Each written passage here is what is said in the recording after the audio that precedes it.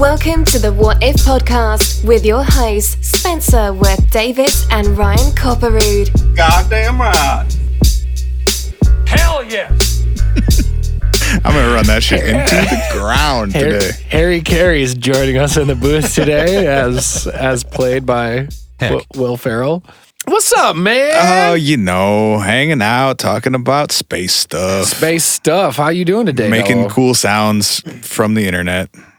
Got a few new ones today. Yeah, what you guys don't know is the total amount of time we spend on creating and selecting sounders for the show. It's usually more time than is spent like getting prepping for the actual show. Yeah, actual show prep. Did we ever? Didn't Well, somebody? look, if you're not prepared to do the research, Brian, why make the statement in the first place? Also, I'm going to just call you Brian for this whole episode because it's going to make a couple of these more fun. I'm gonna fucking hate it so much. Didn't somebody do a post in the Facebook group about like favorite soundboard sounders from past episodes? We've talked about this before. I know, but did we ever see which one was the official winner? Was there an actual winner of the vote? I believe it was. Oh, hi. Thanks for checking in. I'm still a piece of garbage. It was close between that and Heck. Yeah. But I mean, they don't know about a few of the ones that we're gonna be pulling out today. Things, who knows? Things might get competitive. What are we talking about today? Man, we're talking about space. Okay. What if we couldn't leave? Oh shit. What if we couldn't leave, man? What do you mean? We have left We have left a bunch of times. We have left a bunch of times. If we're talking about Earth, are you talking about our solar system? Are you talking about our universe, our multiverse, our dimension? I'm talking about our multiverse. I'm talking about our Earth. The Matrix?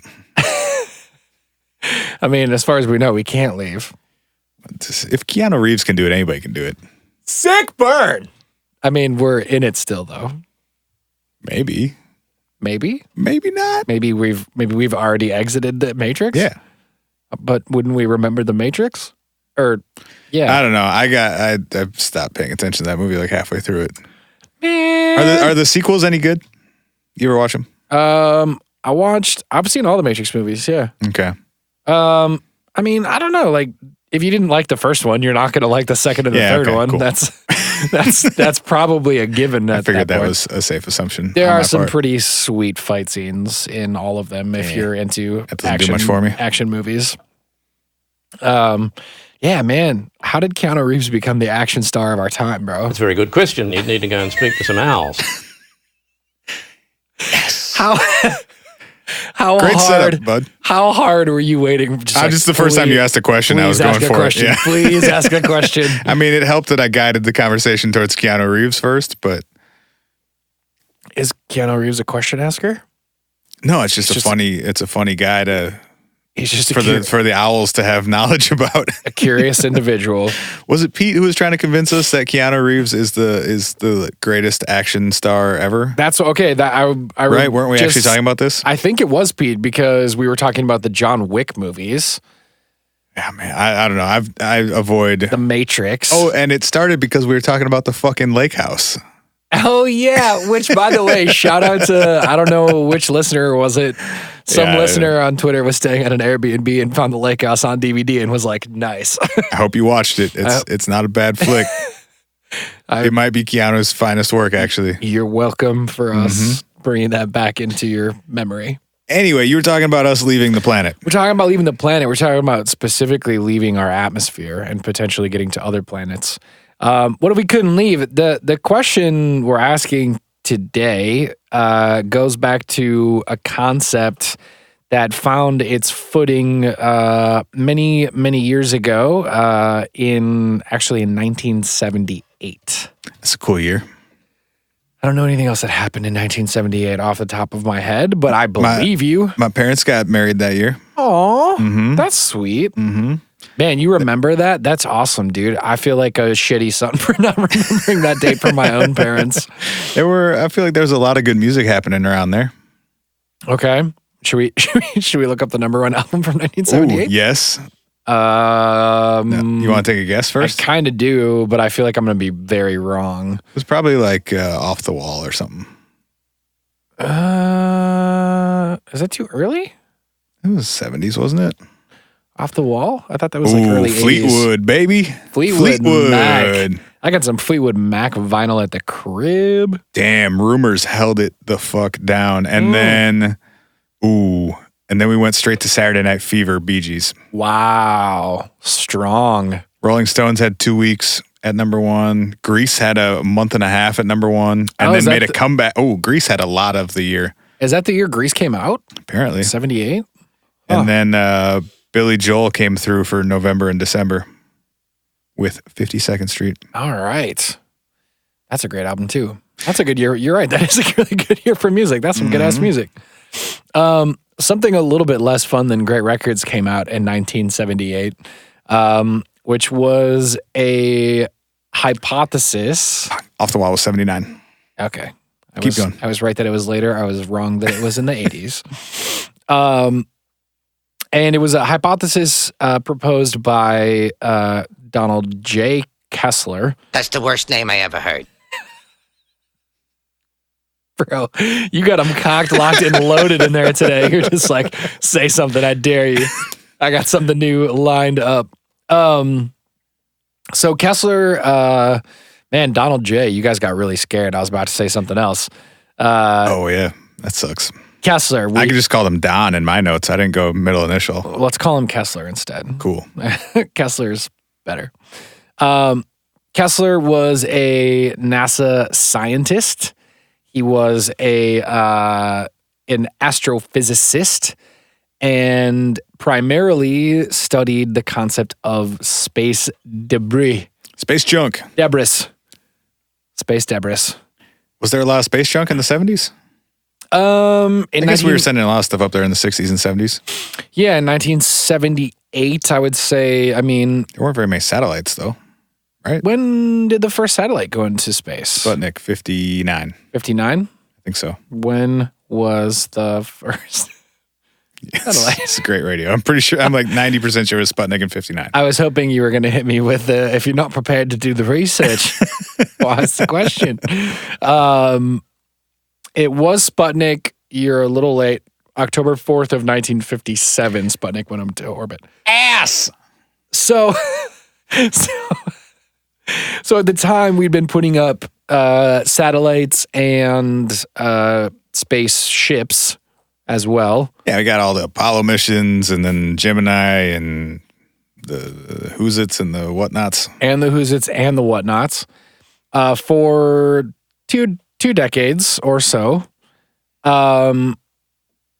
International Space Station was way later, right? The International Space Station? Yeah. Like 30 years later, yeah. Yeah, but how much later? I know it was way later. Skylab but just like when. Skylab came before the ISS, and it was probably like around that time, late 70s? Yeah. Yeah, I don't know. Whatever. There was a bunch of NASA stuff up there. Probably a bunch of Russian stuff up there. Maybe some Chinese stuff up there. Skylab was 73 to 79. 73 to 79. Okay, cool. Yeah, so we're firing a good amount of stuff up into space. Yeah, sure. You got boosters and satellites and the other thing too with the debris stuff too is, we document all the stuff that successfully goes up into space, but there's also a need to document the stuff that unsuccessfully goes up into space and stays in the atmosphere. Well, and according to people who watch the ISS live stream, there are tons of UFOs flying around up there all the time. Oh, yeah. So many. Dude, why do you think it cuts out? Right, no, exactly. It's not because they have a tough time sending video signal out of space.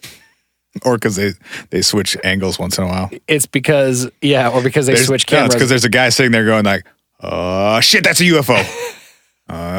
Shit, there's another one. And he's just switching the camera. He's a dude who's paid to do one job. He's a spotter. They put a red button in front of him, and they're like, slam that red button every time you see an alien. Hey, fam, smash the UFO button. It's like the guy at the Golden Globes who has to slam the button down every time a celebrity says a swear word in their acceptance speech and catch up to the live stream. Yeah. It's like, bop, Nope, not that. You got 7 seconds. You Not can that. say all kinds of cuss words in 7 seconds. Yeah, for sure you can. I think Aziz Ansari tried to this weekend. Was he cussing? Yeah. I don't watch award shows. That shit is dumb. to I me. watched a little bit of it, but there was like a 10-second bleep for Aziz Nice. Ansari. Good for I think him. Aziz was actually... He's on Netflix now, man. He can say whatever he wants. That's true. I also think he was legit so shocked that he actually won for, I think it was Best Actor or Best Rating in a show or something like that he was up there like, I don't know what in the fuck is going on up here. And they were like, no, can't say that on TV. Heck. But yeah, so You still haven't told us what the fuck we're talking I about. know. We're getting there. So in 1978, Kessler puts out a paper called Collision Frequency of Artificial Satellites, the Creation of a Debris Belt. And Like an asteroid belt, but junkier. exactly. But man-made and man-made of all the shit that Trash belt. the trash belt. Yeah. It's the space dumpster for everything that we have in space that is functioning and no longer functioning, that has blown up, that has run into other stuff. And basically he espouses this idea that that this could pose a problem, not only at the time as they were continuing to NASA research how things could and should leave our atmosphere, but also he was projecting that the speed at which we would be putting things into space, whether that be satellites or more Skylabs or more trips to the moon or whatever, was going to grow in frequency in the next 10, 20, 30, 40, 50 years from when he put the paper out. Well, wasn't the idea also that one collision could then create multiple collisions, which could create multiple collisions, and you could have this one incident that creates a sort of a domino effect? Yes, exactly. Each time creating more space junk, which Creating in turn more creates junk. more space junk, which in turn Right. creates more space junk. Right, exactly. The idea is he was afraid of there was too much junk in space and that it was starting to scare him that if we keep shooting stuff up there, something's going to get hit by something else. And potentially, if we keep sending more stuff, we're going to keep creating more junk, making it harder to send stuff into space because there's going to be so much junk up there. And if we keep shooting stuff up there and something does get hit, it's possible that that stuff could tumult into hitting a ton of other things. Right. And even really small stuff can have a huge impact, literally, in space because of the speed at which stuff is traveling. Do you know the speed at which stuff is traveling? In low Earth orbit? Yes. Isn't it like 13 something thousand miles an hour? It's a little higher. It's 17,000-ish miles an hour. Is it different speeds depending on, because obviously it's not just like one line. So if you're closer to the planet, you'd have to be moving faster, right? Is that how it works? Wouldn't you have to be moving faster to combat gravity the closer to the planet you get? That's an interesting question. Or do you have less resistance the higher up in our atmosphere you go, so then you actually travel around the planet faster? You're also further away to make a rotation. The goal is not to travel faster, though. The goal is to stay in orbit. I think that speed varies but I'm depending saying on if you're distance from the center of the planet. Yeah, but I'm saying I think if you go further out, you go faster. In the same way that, like, if you're on a carousel, standing closer to the carousel, you're traveling less speeds. But if you're further out in the carousel, you're like spinning faster. I don't know. See, this is why we call up our scientist friends. Well, shit, just call Chris back. Yeah, we should, right? Chris from the Mad Scientist Pod called into our radio show this week, and we appreciated his insights into some things. I like how we got about 5 minutes into a show about things orbiting the planet, only to realize that we don't understand how orbiting a planet works. Hey, dude, orbiting planets is hard, man. That's why there's only like 20 astronauts in the world. Because orbiting a planet is hard? I don't think that's why. I mean, understanding how this shit works is hard. That's why there's not that many astronauts. I don't think that's right either. I think most people who like passed a physics class in high school could probably explain this one. You know who didn't pass a physics class in high school? Both of us. These guys! Who's got 4 thumbs that never passed a physics class? These 4 dudes. The What If Podcast. The What If Podcast. I'm disturbed. I don't know why I decided to do this. What's up, Rob? So your point about this being a cascade effect, creating a bigger junk cloud, was scary for two reasons. One, because it creates the possibility of us not being able to leave and continue to do more space stuff, but also because there's a lot of stuff that's constantly circling our planet that's important. Right. We kind of need satellites. Stuff that we need up there. You can't make podcasts without satellites. You can't make podcasts without satellites. Well, you could. You just can't distribute them. That's true. I got a tape deck. We can record to that if you want. Could burn some CDs and be like, hey, listen to us assholes talk for hand out our 15 hours. Paranormal mixtapes out of the trunk. Oh, boy. You can get one episode on a CD, maybe. Pretty strong. Yeah, these days. I think I got some 90-minute cassettes laying around. We could make it work. If you go to Quartz, QZ.com, there is an article titled, "This is the damage tiny space debris traveling at incredible speeds can do." And it's all documentation of the documented moments that spacecraft have been hit by small space debris. Small space debris. God damn, that's a rough one. Junk cloud. Junk cloud, band name. 17,500 miles per hour. You could imagine that's like a bullet being fired, I don't know, thousands of times faster than hundreds of times. How fast do bullets go? I'm laughing that you decided to use as a point of reference something that is an unknown quantity. Wait, what do you mean? It goes like some amount of times faster than that thing that I don't know how fast it goes. That's how fast it is. It's pretty fast. It's twice a bunch. Yeah. 2 times a bunch. No, I'm just saying. It's heckin' fast, man. It's a heckin' fast bullet getting shot through space, blowing up our satellites. Didn't the ISS get taken out by like a paint chip or something? Yeah, so in this and by that I mean it's totally fine, but they got a dent in their window. Yeah, it didn't get blown up, but there's a pretty scary picture on. Yeah, we would have known if the space station blew up. Duck. Watch out, little bitch. Dude, one of the articles I read while I was prepping for this episode said that.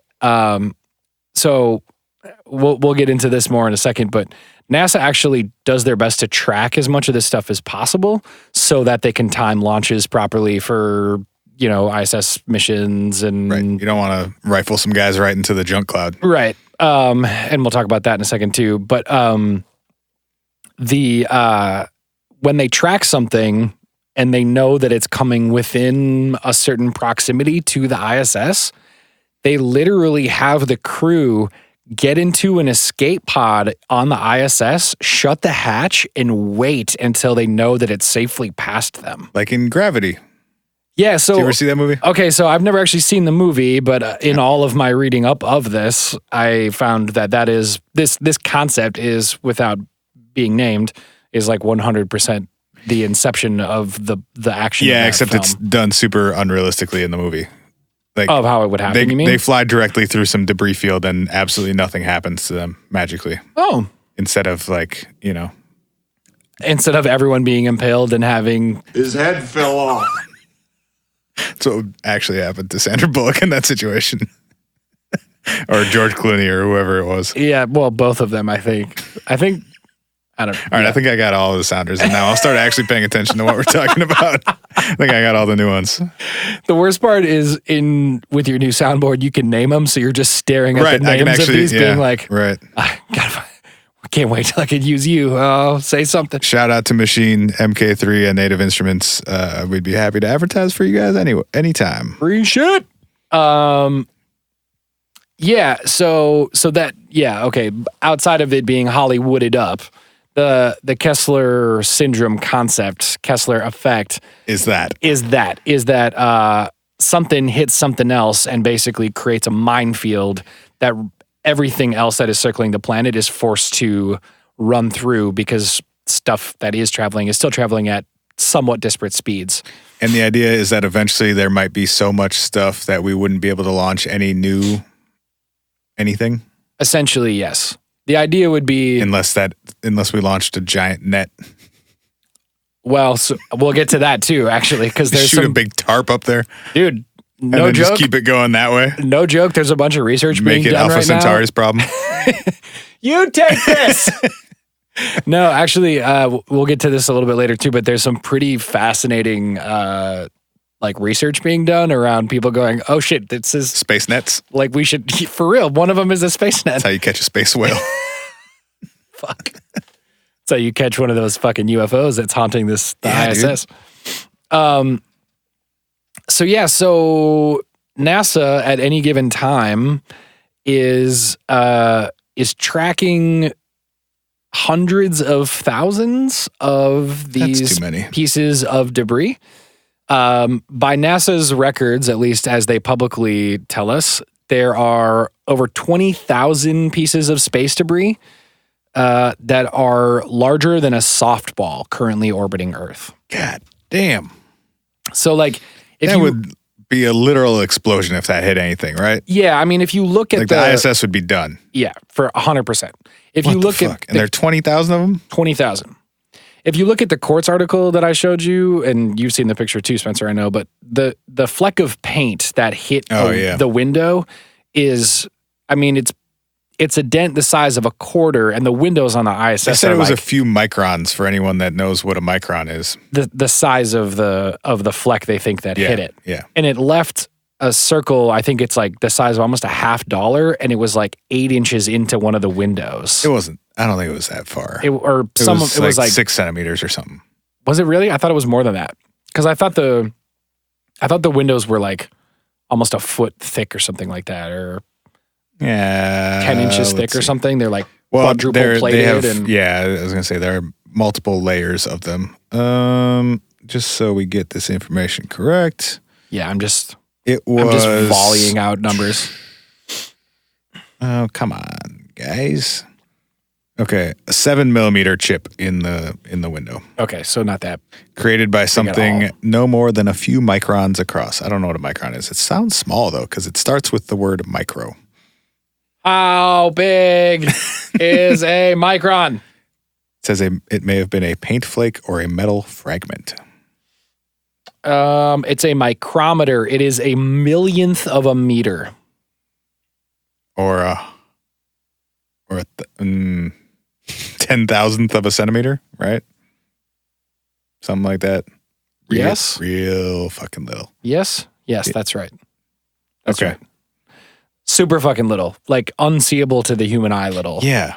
So you're just being pelted by shit that you can't even see, and it's making 7 centimeter dents in your windows? Exactly. Sounds scary. I mean, like, I was already scared of the concept of space travel or You probably won't have to go, so that's good news. space vacationing, etc. Yeah. But We're going to need a lot more people on Patreon before we start taking spacecations. spacecations on Yeah. Richard Branson's Virgin Space Travel. Okay, so 20,000 that are larger than a softball. So think about that too, larger than a softball. Dude, if I just threw a softball at you, it would hurt. Yeah. Yep. If you threw it hard enough, you could definitely kill me with a softball if you threw it at my head. You think? 1,000% for sure. Okay. That's why baseball players wear helmets, dude. If you throw a baseball at somebody, you can totally kill them. Yeah, but I can't throw a softball 90 miles an hour, and a softball is not as hard as a baseball. If you were close enough to me, you could 100% throw a softball and hit me in the head and kill me. I'm not talking about. fell off. God damn it. God damn it.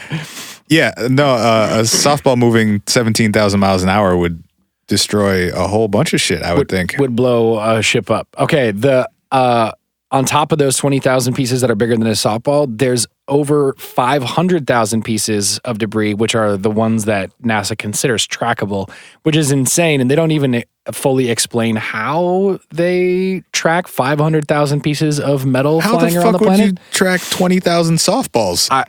Dude, I don't even know. Math is insane. I don't even know. And those 500,000 pieces that are trackable, they say are the size of a marble or larger. You're tracking a marble in outer space next to 500,000 other marbles in outer space? Right.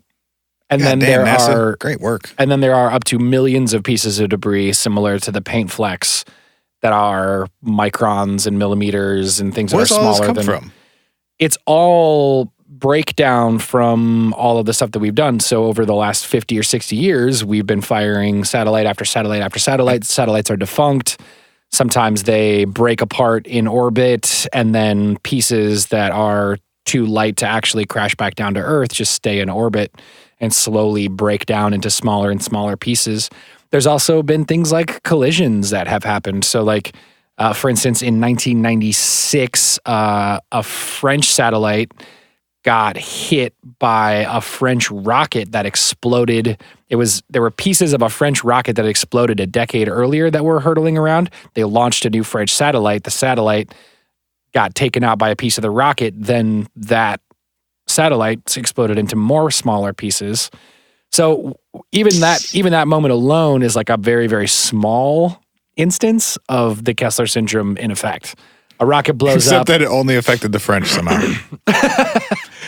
And was simultaneously the most effective military strike in French history. You're like, fuck, we blew our... Oh, wow. Shots fired. We don't have a lot of French listeners, I bet. No, we don't. Some French Canadian person was like, fuck you, man. No, they're Canadian. They're fine. That's true. In 2009, a Russian satellite that had been sunsetted and was no longer in commission collided with a U.S. Iridium commercial satellite. And they believe that just that collision alone added more than 2,000 pieces of trackable size debris. Yikes. So 2,000 separate pieces, a marble or larger, were created just by that one collision. So we were talking earlier about the Chinese space station that's supposed to be falling back to Earth at some point. Yeah, we should re-talk about that for those that are not going to hear about that, because I think that's that's the summary, is that there's a Chinese space station that's been in orbit since 2011.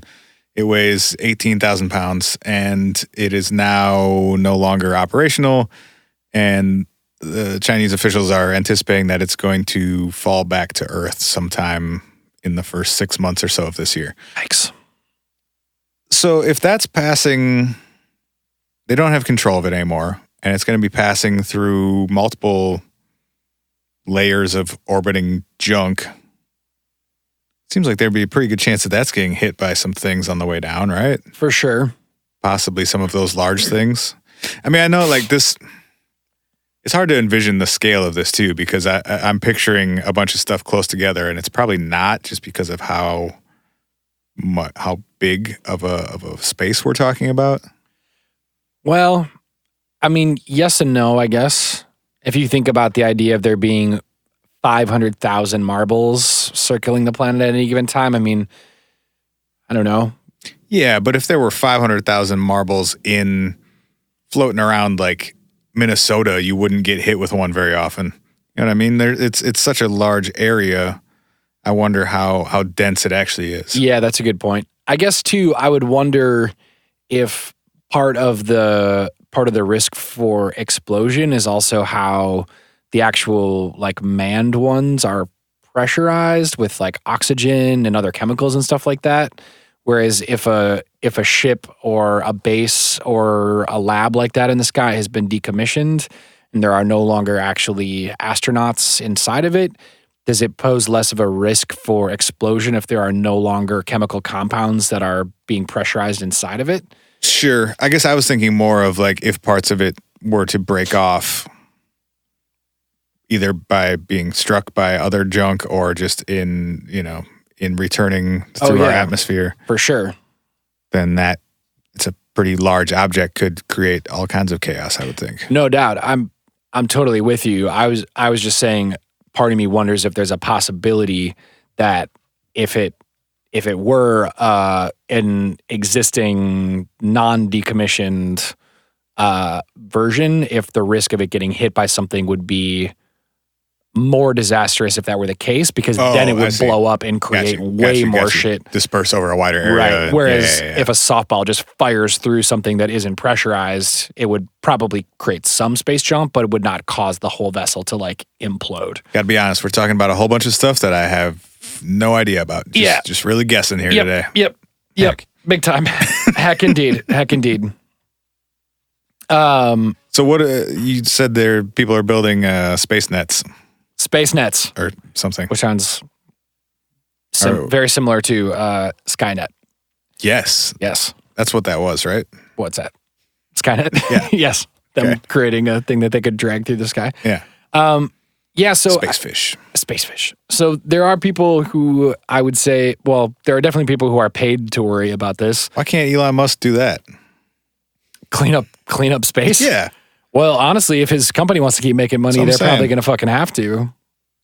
Help us out, bro.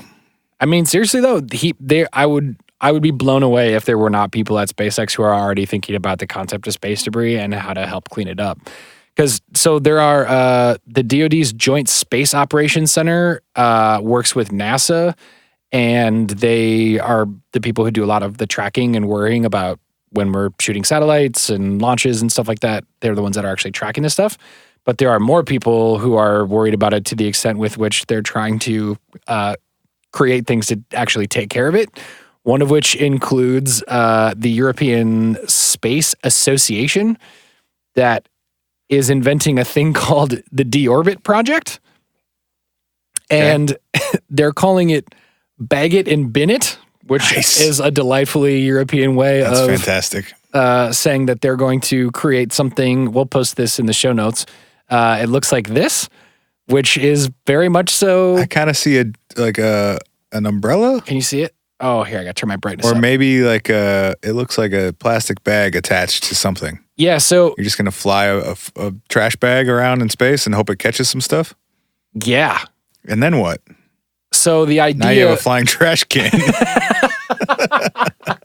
So it does actually kind of look like a giant flying trash can with like a rope on it attached to. And we just like push it at Jupiter or something? Like a fishnet. No, you know what the crazy part is? We push it to Earth.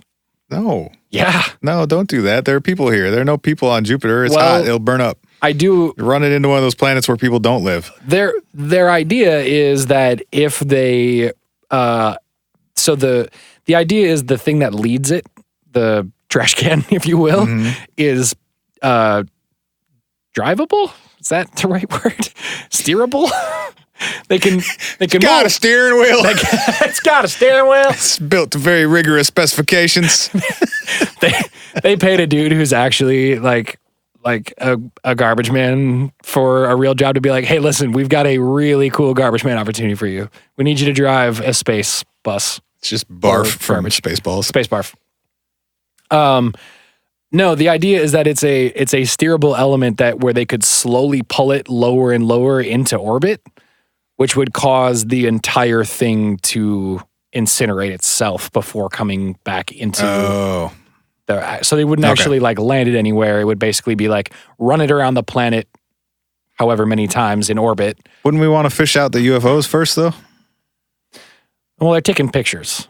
It'll be like in Star Wars when the Han Solo waits until they spit all the junk out of the Star Destroyer, and then they float away with it. But Boba Fett sees them and they follow him. Oh, right. There's got to be at least 2 UFOs in there based on that logic.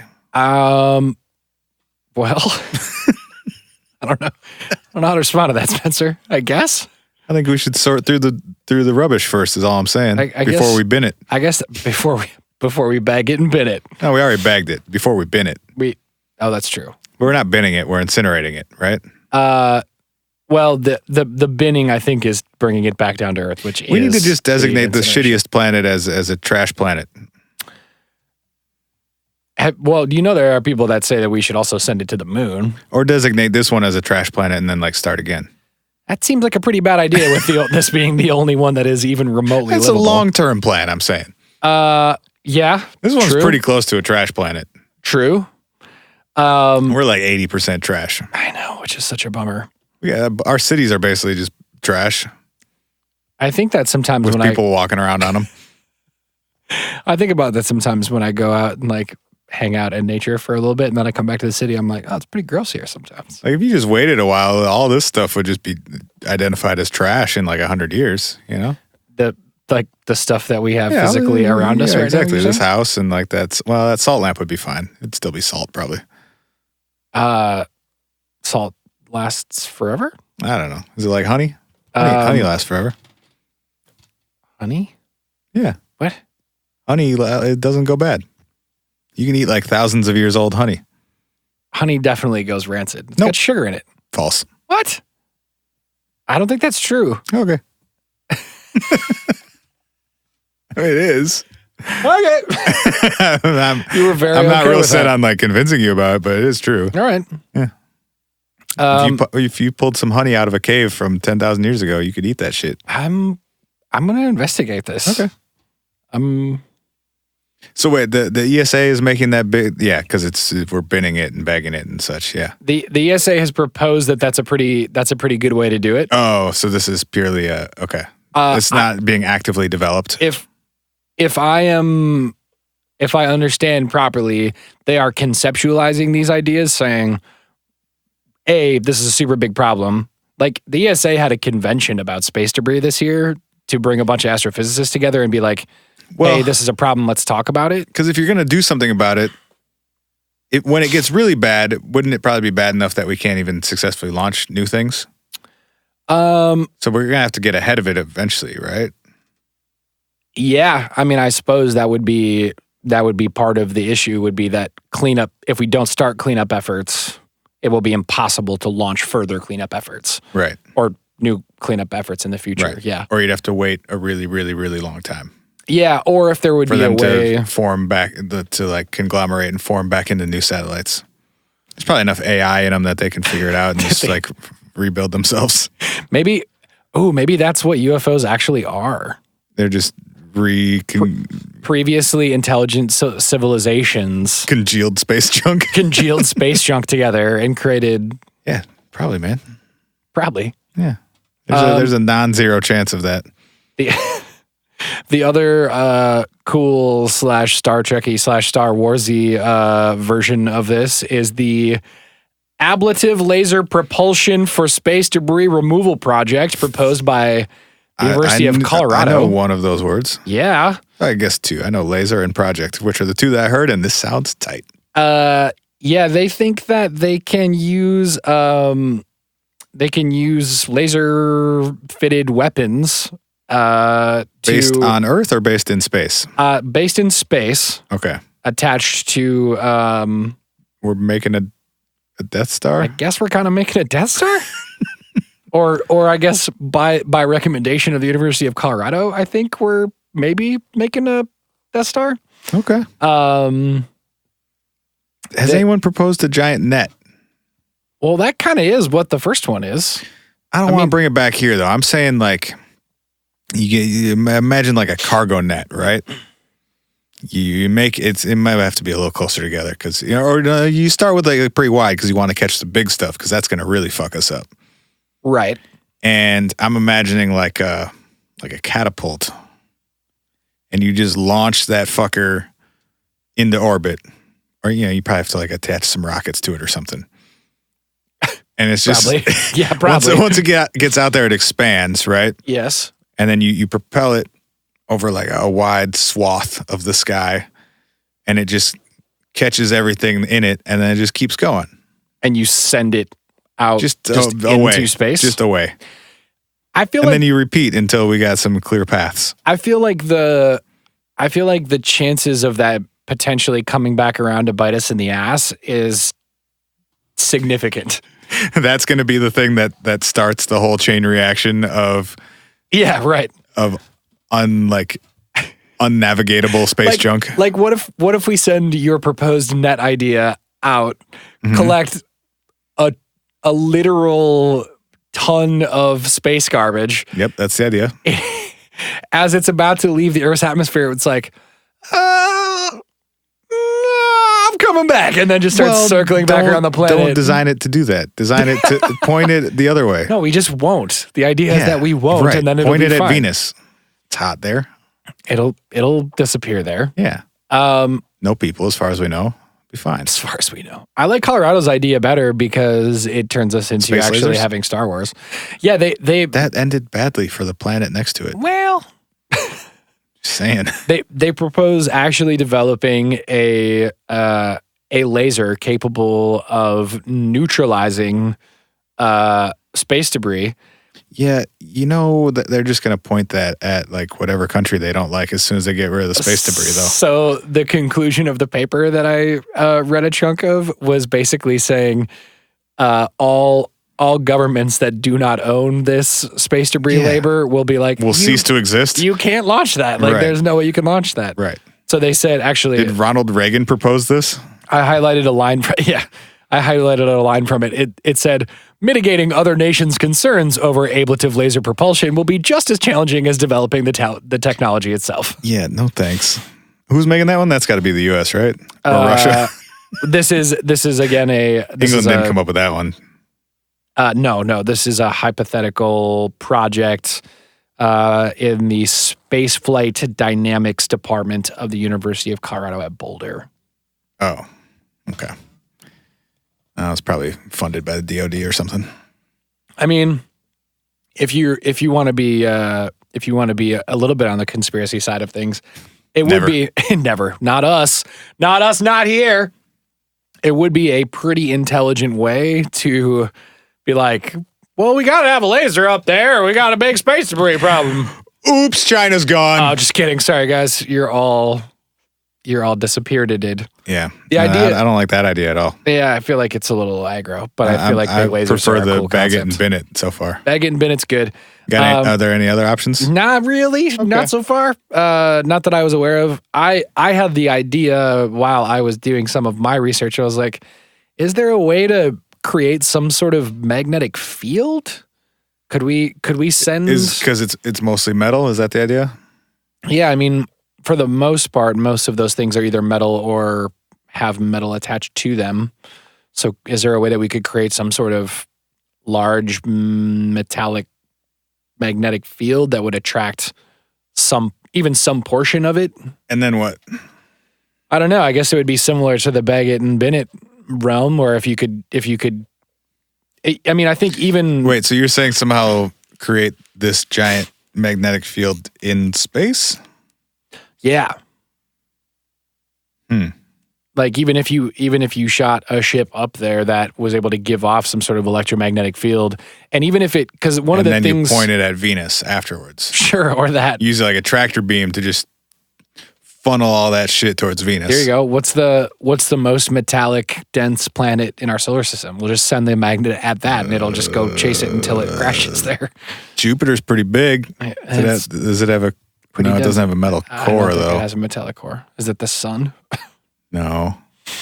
Yeah. Mars has a metal core, right? Does it? I don't fucking know.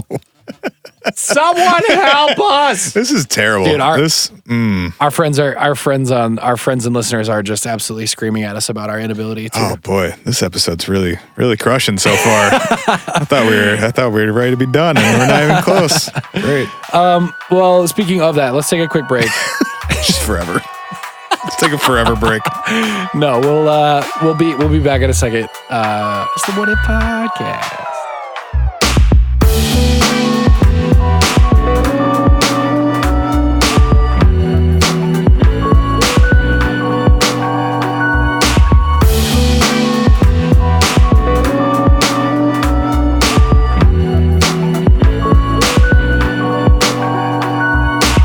What's up, man? I feel like we kind of covered the Kessler Effect. We did, man. That's Donald J. Kessler. Let's all hope somebody invents a laser or a net or something soon. I'm sticking with net. I think the net is the best option. All right, I'm down. Just make it Jupiter's problem. We need our satellites.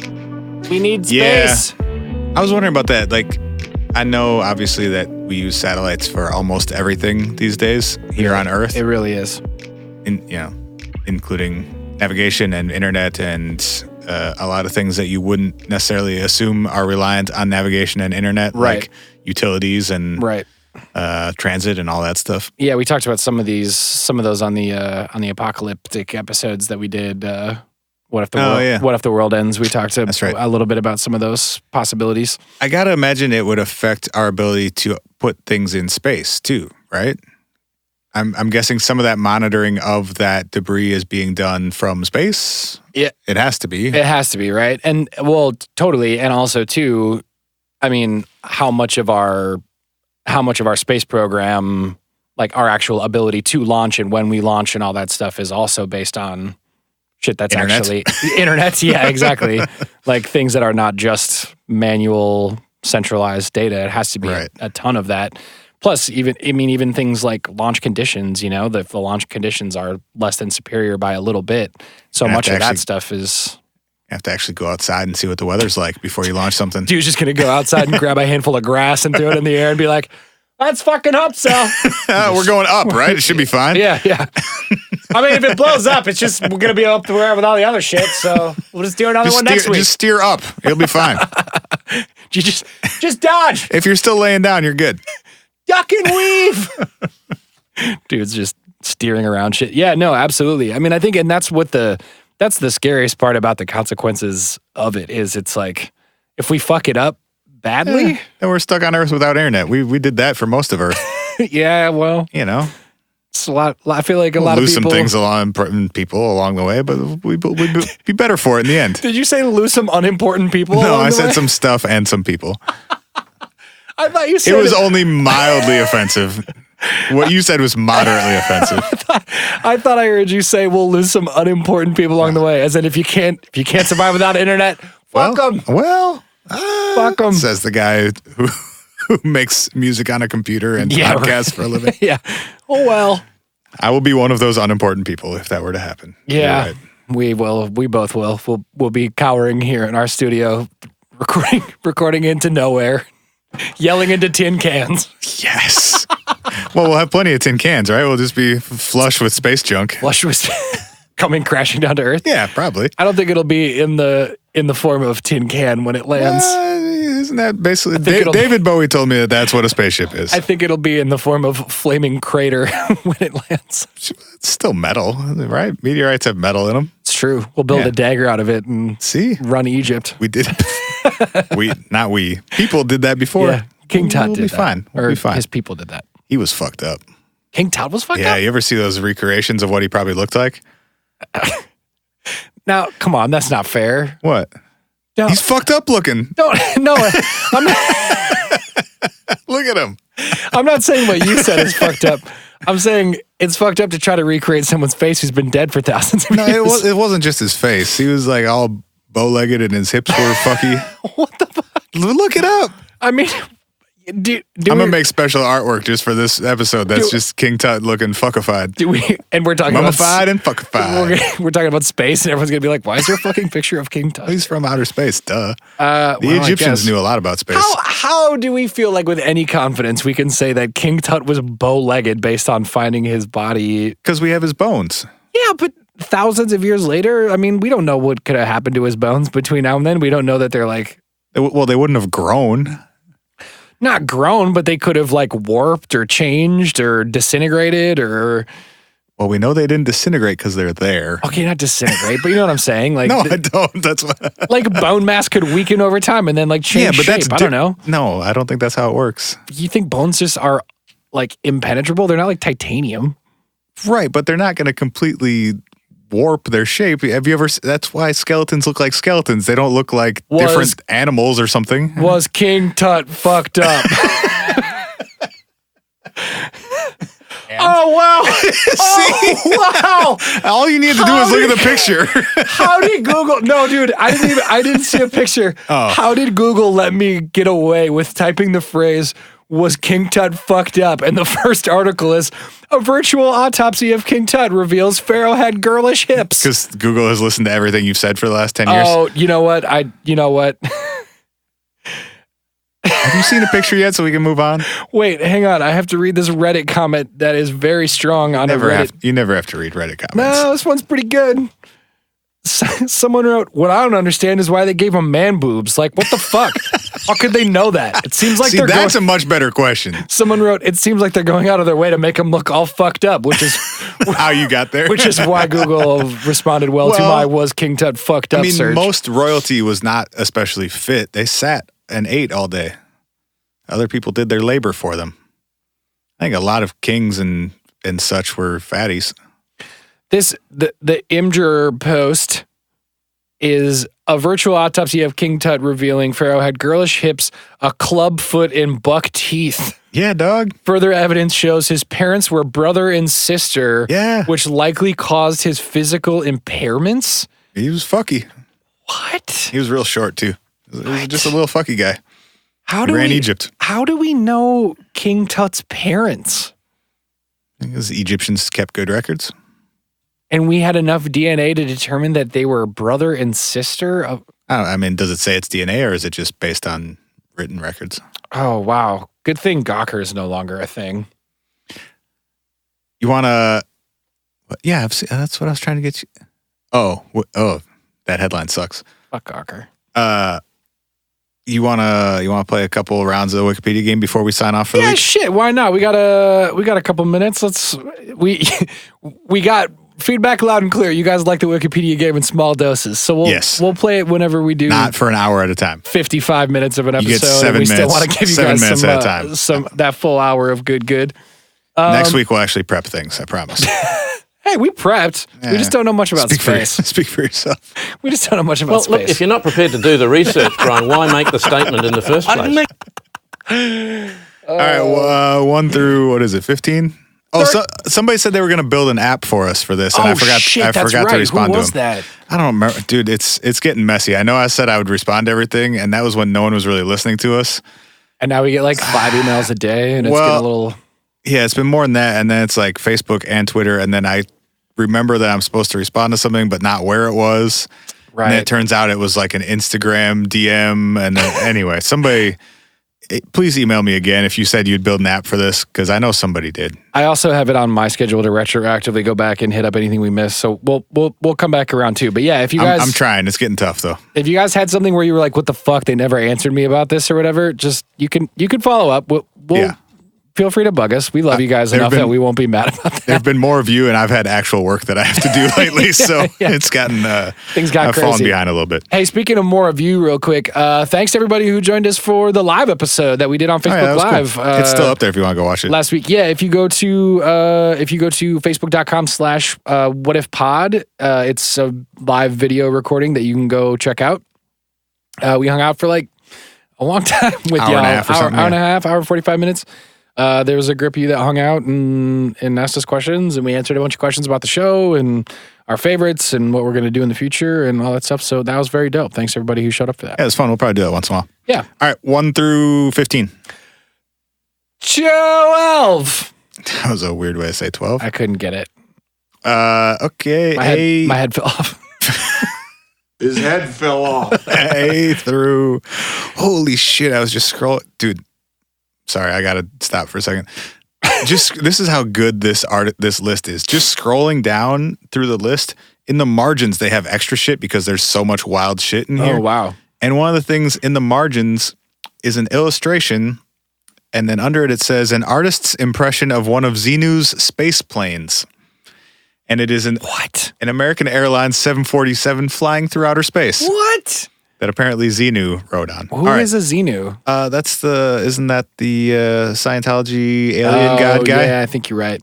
Do you think somebody who made an app could just scrape this page for all of like the top level links, and then we could just have like a Wheel of Fortune wheel? I think that's basically what they were saying. Yeah. Damn, that would be tight as hell. All right, we should work with whoever wants to do that. Thank you guys for being awesome. Xenu, according to Scientology founder L. Ron Hubbard, was the dictator of the Galactic Confederacy who 75 million years ago brought billions of people to Earth. Okay, A through Z. Oh, we actually have all the way to Z. Yep, A through Z. V. No. H. I was ready for that to not work.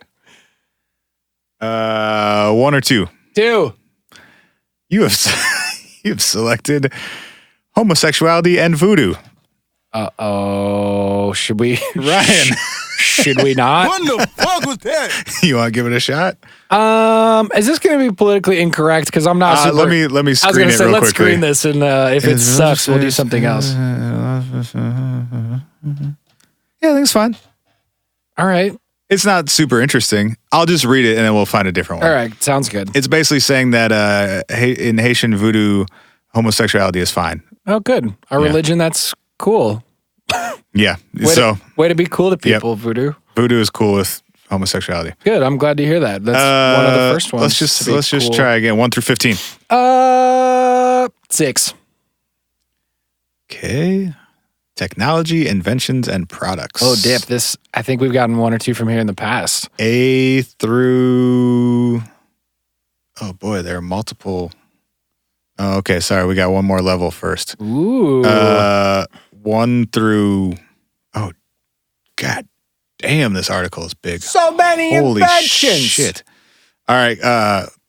There are like literally thousands of entries just in this. Cool. A through Z. T. Okay.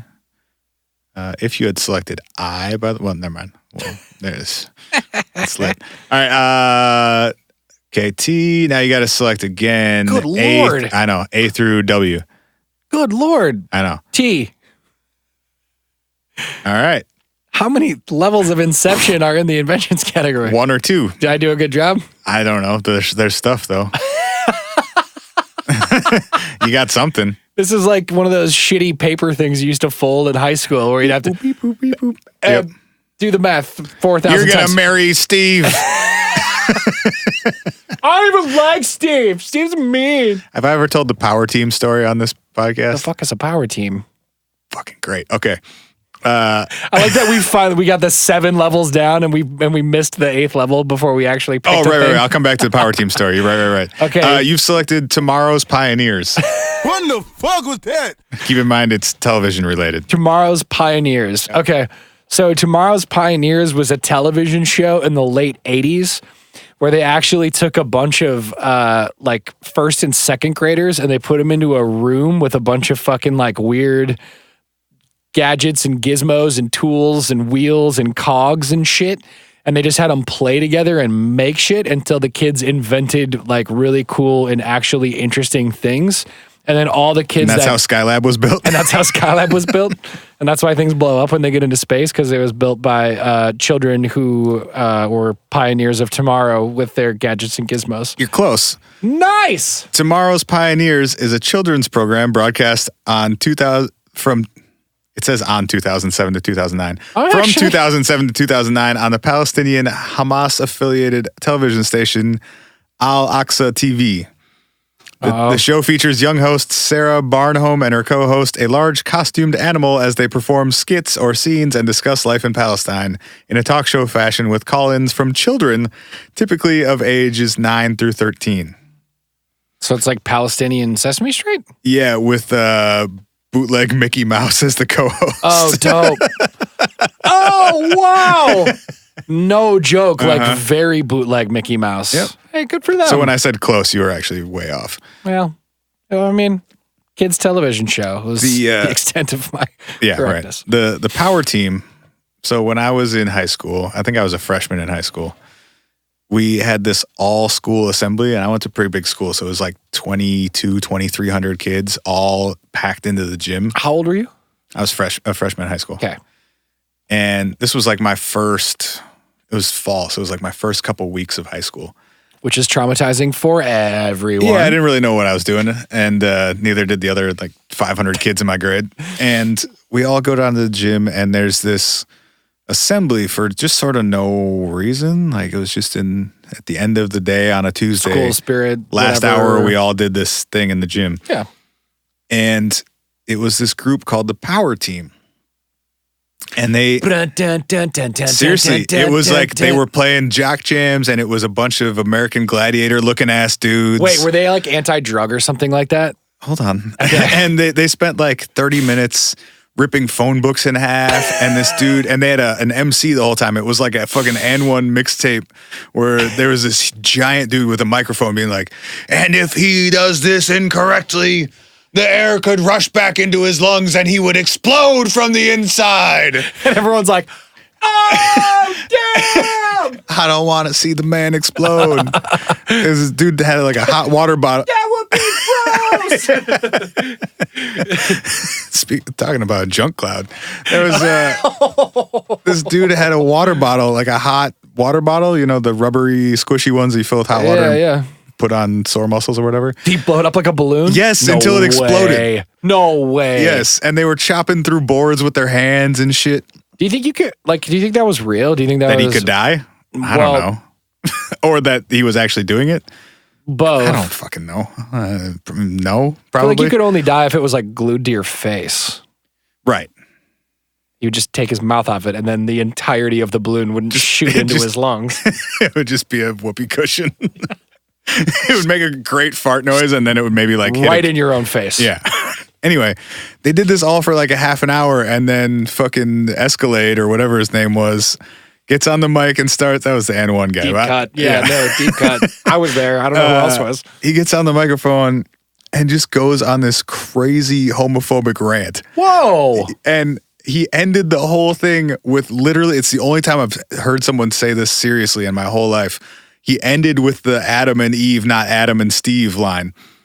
What? Yes. Dude, you didn't even go to a religious school. I went to a public high school, kind of in a city. What the fuck? Yeah, and obviously no one had screened this before they booked them for this because the teachers I remember were like, oh no. Our assistant principal was this little dude. He was 5'6" or something, and he always wore a sport coat and a tie and a checked shirt that never matched either of them. He was just he got there by pure heart. He was the fucking Rudy of public education administration. Tight, good for him. No one liked him. Oh, sad. He was made to do all just the shittiest work. Anyway, sad. I remember him running up there and trying to grab the mic back from this just mountain of a dude. Yeah, tackle him real quick. While before he all of our teachers are offensive. okay, we have to go. Yeah, whatever, get on the buses early. Don't care. Go home. Fuck it. We're done with school today.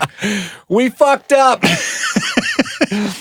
Damn, that's fucked up. Yeah, they immediately there was a closed door admin only meeting and just trying to draw up the copy for how they were going to respond to the 1,300 phone calls they were going to get that night from parents. Someone was spewing hateful shit at a school rally today. Mom, I went to school and Laser told me I should hate myself. Oh my God. Yeah, that's that was fucked up. my 9th day of high school or something. Jesus, that's fucked up. Yeah, and we all, even at 14, we all knew this is really fucked up and somebody's going to get fired probably. I've never even had a job and I know someone's getting fired today. I love the version of this too where whatever the power team was, Dude, I think they're still around. No, I Googled this within the last couple of years and they still existed. Dear God, can we please go as a media organization to a school that's having a power team thing? Oh, I would interview the people from the power team. Thepowerteam.com. No way. They're now Todd Keane and the Power Team 2.0, so maybe the 2.0 means less hateful, but I doubt it. I bet the 2.0 is they fired all the people from the insensitive and then Todd took version. over because you should trust your organization to a guy named Todd for sure. Sick burn. Yeah, they have. Look at this shit, dude. I'll put a link so you guys can watch this, but it's just a bunch of WWE looking guys with cool custom jackets. I'm pretty high-fiving kids. I'm pretty sure. And bench pressing each other with logs. Oh, you're not lying. They really were bench pressing. Yeah. Dude, I love the action shot in their rotating carousel on the website of all the kids in the front row of their gymnasium going, oh, mouths open as they're doing some wild shit. I mean, I had the same reaction, but for a different reason. Yeah. You were like, oh, this is offensive. They have a contact form for booking. Should we book them for a live What If event? Have them rip some fucking phone books in half? No, we shouldn't give these guys money ever. It's entirely white dudes with no hair, which is always a bad sign. Oh, that's tough. And they're hugging a lot, which is confusing based on their message. Is it actually a politically or religiously affiliated group? I'm trying to see. How do I know the power team members are drug free is in their interesting FAQ. Because I can see this whole thing being like dudes ripping phone books in half and then being like, you don't need to do drugs to be cool. I'm drug free and I can rip a phone book in half. Aren't I cool? Yeah. And that would be a thing I could see a school doing. The whole homophobia and offensive rhetoric thing is pretty out of left field. What can I expect at a power team assembly? Uh-oh. Our assemblies typically last around 35 minutes for elementary schools and 45 for middle schools and high schools. Uh-oh. 2 members of the power team will perform an explosive, interactive program beginning with dramatic feats of strength, ranging from bending steel bars with their teeth to snapping professional baseball bats. Jesus. After grabbing students' attention with these amazing acts, they will deliver a motivational message. So, dude, you know what? It doesn't say anything about religion or fuckery anywhere in here. Dude, you know what's a possibility that I actually enjoy more than anything else is that the one dude that they hired, it was like his first week, and Jerome just went rogue. Jerome was like mad hateful. I thought that was the vibe I was getting. Was that I saw a bunch of bald white guys and just figured that was what we were doing. Everyone else was just there to give a motivational message, and the guy who grabbed the mic at the end of your specific presentation was just like, "Yeah, and another thing." Just super. Nobody stopped him though. They were all like, yeah. Maybe they didn't know what he was saying, and they were just like, "Oh shit, we gotta back him up." Well, let's do one more because I derailed us here, and then we'll call it a night. All right. Uno más. 1 through 15. 4. You okay? That sounded like it hurt. That hurt to pull out of my guts. Gross. Language. You have selected language. A through B. V. No, B. Oh. V if it's cool, but B. Ooh. We actually did this one before. It's Buffalo, Buffalo, Buffalo, Buffalo, Buffalo, Buffalo. Wow, that's impressive that we actually landed on the same thing amazing. With a list of thousands. So we'll just start over entirely. 1 through 15. 8. 8 is you've selected food. 1 or 2. 2. You've selected restaurants. Nice. C through P. It's a short guy. P. 2 for 2. You've done this one before. This is weird. See, this is Pyongyang. We do that one? Pyongyang? Maybe we didn't do this one. As in the city? It's purple, but maybe I just clicked on my own earlier. Okay, well, Pyongyang restaurant chain. As in like North Korea? Yeah, like that one. What the fuck was that? There's a restaurant chain called Pyongyang? Correct. Describe it to me. They only serve one dish, and it's a nuclear hot chicken sandwich, but when you eat it, it's not actually spicy. Oh, get it? I get it. That was my take at being somewhat politically relevant.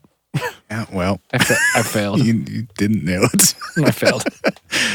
Pyongyang is a chain of 130 restaurants named for the capital of North Korea in a dozen countries around the world. The restaurants are owned and operated by the Haedangwa Group, an organization of the government of North Korea. They're found primarily in China along the North Korean border. What kind of food do they serve? Good question. The restaurants serve Korean food. You don't say. Including kimchi dishes, cold noodles, barbecued cuttlefish, and dog meat soup. No. That's what Wikipedia says. I know it's a thing over there, but... That's what they say. Patrons may also buy North Korean products such as ginseng wine and an unlabeled aphrodisiac claimed to be made from bears. Whoa! Not the word I thought was going to be at the end of that sentence. An aphrodisiac made from bears. Ground up full bear. I guess. Dried ground bear. Operation. According to Swedish journalist Bertil Littner, the restaurants are one of several overseas business ventures of Room 39, a North Korean government organization dedicated to acquiring and laundering foreign currency for the North Korean leadership. Whoa! North Korean defectors report that the restaurants are run by local middlemen who are required to pay between $10,000 and $30,000 each year to the North Korean government. The staff who live on the restaurant premises are said to be thoroughly screened for political loyalty and to be closely watched on site by North Korean security guards. Holy shit. What? Whew. How is that real? This is like fucking Bad World McDonald's. Well, and they kind of... Yeah, you can play in the ball pit next to an AK-47. Yeah, and they have live entertainment at some of them also. This sounds like a bad... I don't think we have audio, unfortunately, but it's just a lady in a dress playing like a playing sitar or Yamaha keyboard. Yikes. Yikes, dude. How are there 130 of these? I guess if you need to launder a lot of money, you got to have more locations. I think you could have workshopped the name a little better. Hey, what should we name it? I don't know. Where are we? Yep, nailed it. We're done. Yeah, just do that. But what is it again? It's a restaurant? Yeah, put restaurant after it. Yeah, roll it out. We're done here. But, sir, most of them are not going to be in North Korea. Fuck it. Don't care. They were in no way trying to hide any of their affiliations at all whatsoever. Dude, I wish we had a bunch of, just Canada restaurants. Tim Hortons finally made it in. Tim Hortons. There's one. That's about the same as just saying Canada restaurant. Yep. All right. I don't know what this just. What the fuck was that? To this whole episode. Hopefully it was enjoyable. Hey, we love you guys. We hope you enjoyed it. It's been another lovely episode of the What If Podcast. As always, you can check us out at whatifpodcast.com. You can also send us an email at hi@whatifpodcast.com, and we will try to be better about getting back to that stuff. Also, we had a few new Patreon supporters this week. We were just discussing off air earlier that there's got to be 16 or so full episodes up there. Bonus for the Patreon right now. If you subscribe or if you're already contributing to us, that is currently going towards the Ryan and Spencer Visit Area 51 fund. So, and no, we're not joking. Nope. We should have probably led with this. We are making a journey to Area 51 in the end of March, and we're going to record a couple episodes probably on the way there and on the way back and stuff. And do some investigating. Yeah, you can help fund our dumbass trips to where we maybe get kidnapped and or shot at. Oh, God, I hope not. Okay, bye. See you next week. Love you. Bye. His head fell off. We'll be back next week with another episode of the What If Podcast. Learn more at www.whatifpodcast.com.